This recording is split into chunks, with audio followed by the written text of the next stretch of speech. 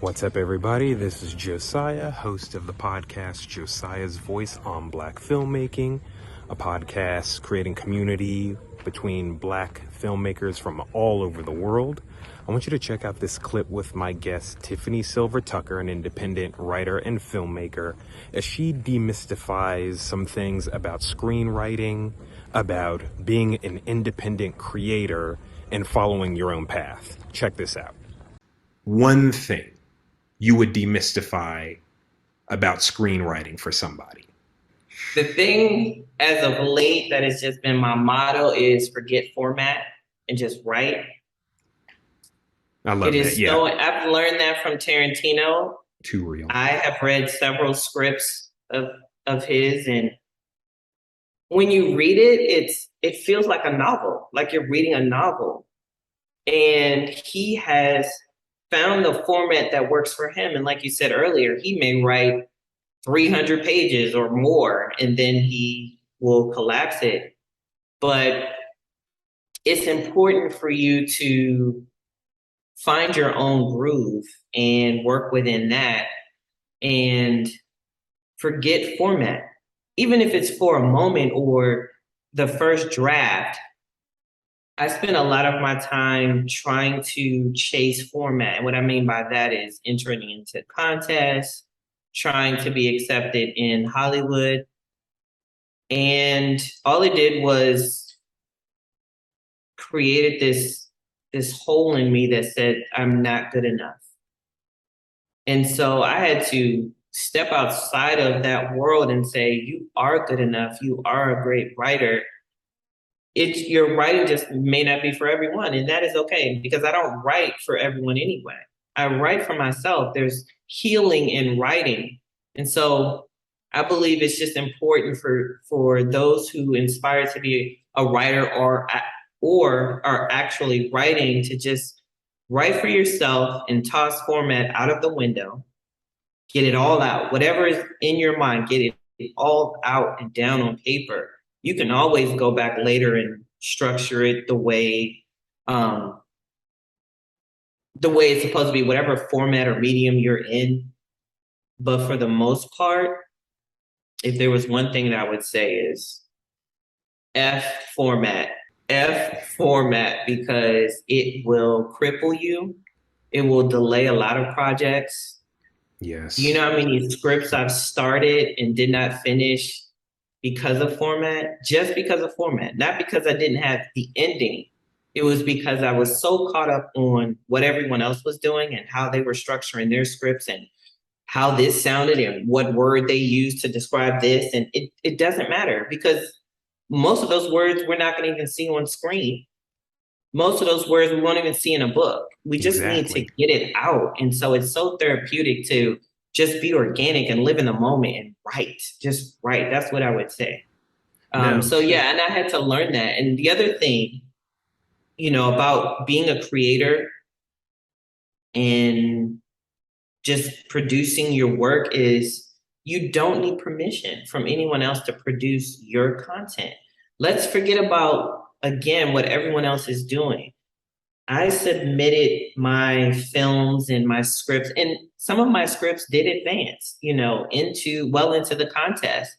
But I still felt like I was seeking permission, because if I had made it all the way, like let's say I won a contest, I would have probably felt like, okay, now I'm worthy to put this script out or bring this script to life. But I am worthy just because I exist and because I am a child of God. I am worthy because He created me. And so with that mindset, it doesn't matter what other people are going to think or whatever their opinion is, because we know social media and the people on social media has a big opinion about what other people are doing, except for their own stuff. And so I would just say, forget format and don't seek permission. You don't need anyone else's permission to create your content. It is your content. And so those are the two things that I would say, just to summarize this. And I hope that it helps someone to just breathe and create. Just breathe and create. You're gonna, and just get it done is the thing. And the way to get it done is to remove the white noise, the outside noise, and just be proud of everything that you produce, no matter people's opinion. And a good example of that is Tyler Perry. He does not get permission from anyone to create his content. He is a billionaire now because he did not seek permission. And he surely wasn't worried about format, as we've seen in Right. some of his films. That's And right. that's okay. We can enjoy a Medea, or whatever other film that he's Hmm. created that we've laughed at or, just learned something from. He does he does it according to his own plan. And so my takeaway from him, and that's just from looking at him and separating myself with trying to be this perfect writer and creator, trying to get accepted into Hollywood, is the thing that divorced me from wanting to do that is screwing format and no longer seeking permission from anyone. Whew. Gotta let the dust settle on that one. I said, she preaching? I think she preaching. I love that because if you guys hadn't picked it up in the earlier parts of the talk, Tiffany, Jamal, and I and our families both lived in Los Angeles. There was some overlap. They were in Los Angeles a little bit longer than we were, and we were doing that thing. We were involved in contests. I worked on commercials and things, and through all the highs and lows, we both enjoyed our individual journeys, and then we got inspired to try to do something different, to try to go the more independent route. Um, so far that's working. So far we're learning some things. This is not an indictment on Hollywood or anything like that. Oh, no, Please go where your heart desires. Please go. If you absolutely. are a believer, if not, it's okay. Where God leads you, where your bliss leads you. That is where the writing muses lead you. That is very important Absolutely.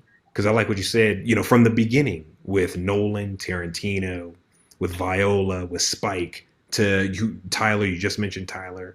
A lot of people paving the way. A lot of things looking different because we need to celebrate the independent, more of the independent thinking and Absolutely. independent creators. There's a lot of art and a lot of happiness, a lot of TV, a lot of Mm-hmm. films, a lot of theater been created because somebody moved just a little left of center. If you think of anything, Mm-hmm. any of your favorite shows or comics or whatever that I've listed off that you're like, that's just got a really special place in my heart. Maybe it kind of Mm-hmm. shaped who you are. Maybe someone's style of music shaped whatever. So I love that you did that you went through that you took it that way, as it affected your films. I know it had a major effect on Otis Wise. Oh, yes.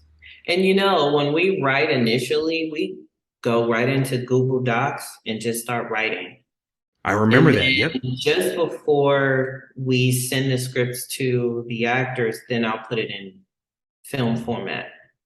But on a good day, I may just send them the Google Doc and tell them to read through it because Yep.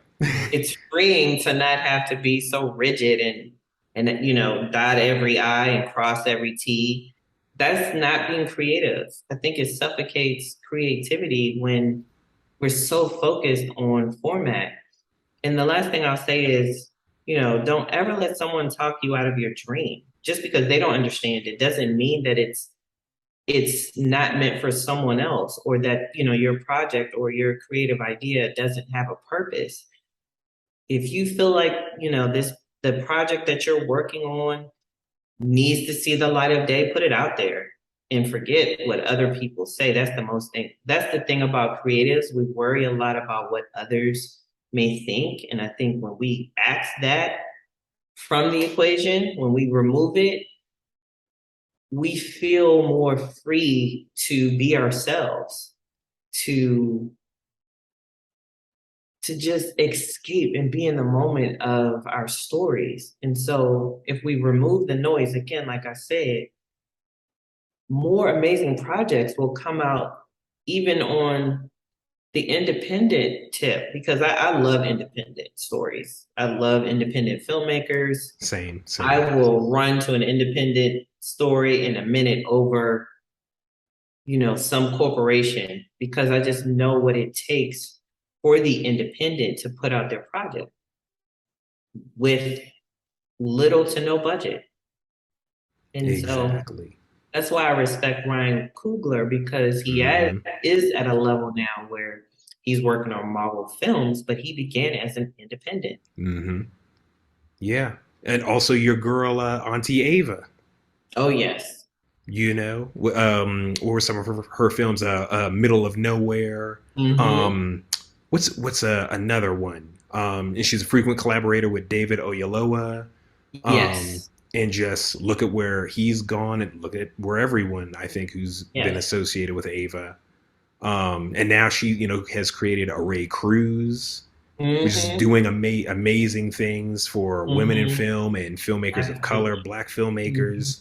Independent, do not dismiss, those small beginnings, those humble beginnings, because when you become, this big sensation, which always, boosts people up to if they want to become that, you will reflect on those small beginnings and just appreciate the process, the journey along the way. So never dismiss your humble beginnings.